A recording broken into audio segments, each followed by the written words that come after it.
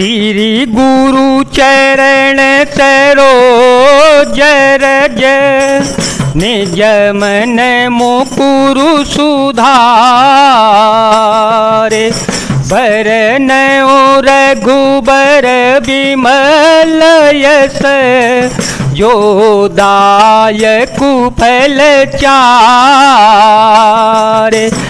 बुद्धिहीन तनु जान के सुमिरो पवन कुमार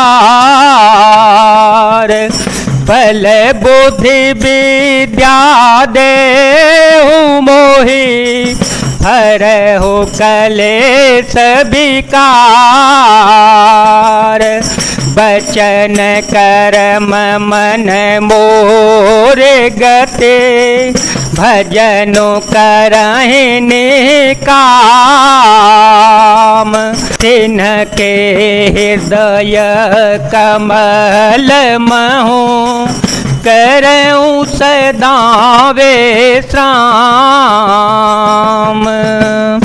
जिनको कर्म वचन और मन से मेरी ही गति है और निष्काम भाव से मेरा भजन करते हैं उनके हृदय कमल में सदा ही विश्राम किया करता हूँ। भक्ति जोग सुनि अति सुख पावा भक्ति जोग सुनि अति सुख पावा लक्ष्मण प्रभु चरण सिरो नावा विधि गए कछुक दिन बीती विधि गए कछुक दिन बीती कहत विराग ज्ञान गुण नीति सुपन रावण के बहनी दुष्ट हृदय दारुण जस अहिनी पंचवटी सो गई एक बारा देखे बिकल भाई जुगल को मारा। इस भक्ति योग को सुनकर लक्ष्मण जी ने अत्यंत सुख पाया और उन्होंने प्रभु श्री रामचंद्र जी के चरणों में सिर नवाया। इस प्रकार वैराग्य ज्ञान गुण और नीति कहते हुए कुछ दिन बीत गए। शूर्पणखा नामक रावण की एक बहन थी जो नागिन के समान भयानक और दुष्ट हृदय की थी। वह एक बार पंचवटी में गई और दोनों राजकुमारों को देखकर विकल काम से पीड़ित हो गई।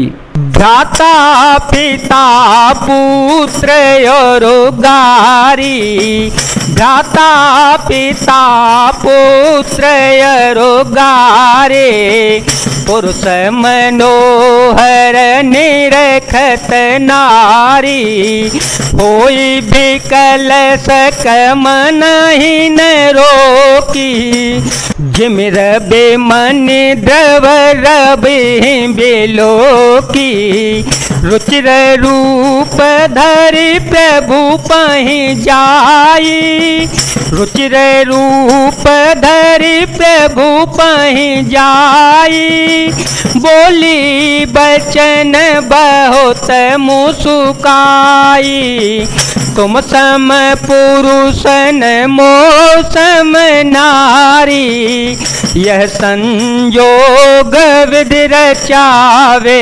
चारी मम अनुरूप पुरुष जग माही देखे हो खोज लोकते हो नाही ताते अवल गिरही कुमारी मनुमाना कछु तुम्हारे नेहारी।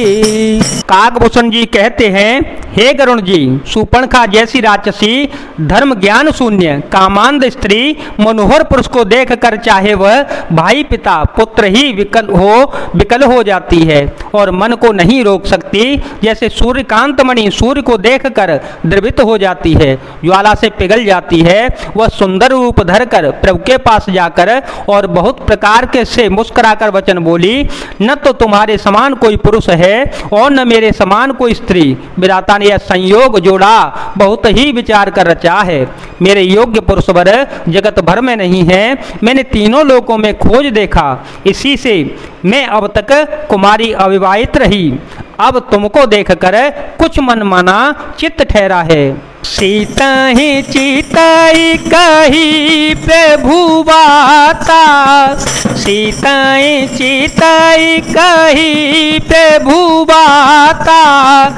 अहि कुवार मोर लगो भ्राता, गई लक्ष्मण रिपु भगिनी जानी। प्रभु बेलो की बोले मृदु बानी, सुंदर सोनू में उन कर दासा। सुंदर सोनू में उन कर दासा, पराधीन नहीं तोर सुपासा। प्रभु समर्थ कौशलपुर राजा, जो कछु करहियो नहीं सब छाजा। जो कछु करहियो नहीं सब छाजा। सीता जी को देखकर प्रभु श्री रामचंद्र जी ने यह बात कही कि मेरा छोटा भाई कुमार है। तब वह लक्ष्मण जी के पास गई। लक्ष्मण जी ने उसे शत्रु की बहन समझकर और प्रभु की ओर देखकर कोमल वाणी से बोले, हे सुंदरी सुन, मैं तो उनका दास हूँ, मैं पराधीन हूँ, अतः तुम्हें सुविधा सुख न होगा।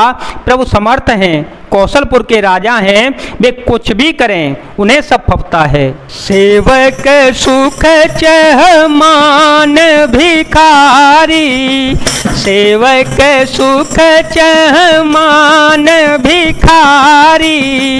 जसनी धन शोभगति विभिचारी, लोभी जसु चर्चा गुमानी। नब दोही दूध चहतये प्राणी, पुन फिरी राम निकट सो आई। प्रभु लक्ष्मण पाहि बहोरे पठाई। लक्ष्मण कहा तो बरई, जो तनु तोरी लाज परे हरई। तब से आने राम पाहि गई, रूप भयंकर प्रगटत भई।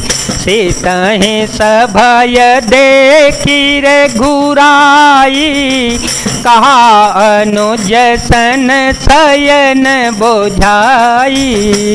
सेवक सुख चाहे, भिखारी सम्मान चाहे, व्यसनी जिसे जुए शराब आदि का व्यसन हो, धन और व्यभिचारी शुभ गति चाहे, लोभी यश चाहे और अभिमानी चारों फल अर्थ धर्म काम मोक्ष चाहे, तो ये सब प्राणी आकाश को धोकर दूध लेना चाहते हैं, अर्थात असंभव बात को भी संभव करना चाहते हैं।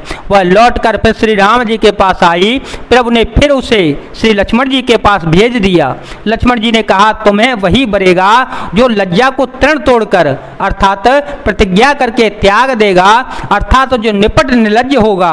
तब वह खिसियाई हुई क्रुद्ध होकर श्री राम जी के पास गई और उसने अपना भयंकर रूप प्रकट किया। सीता जी को भयभीत देखकर श्री रघुनाथ जी ने लक्ष्मण जी को इशारा देकर कहा, लक्ष्मण अति लाघव सो, नाक कान बेनो के ताके कर रावण का। मनो चुनौती दीने, मंगल भवन मंगल हारी। द्रव हो सो दशरथ अजर विहारी, राम सिया राम सिया राम सिया राम, सिया राम जय जय राम। लक्ष्मण जी ने बड़ी फुर्ती से उसको बिना नाक कान की कर दिया, मानो उसके हाथ रावण को चुनौती दे दी हो।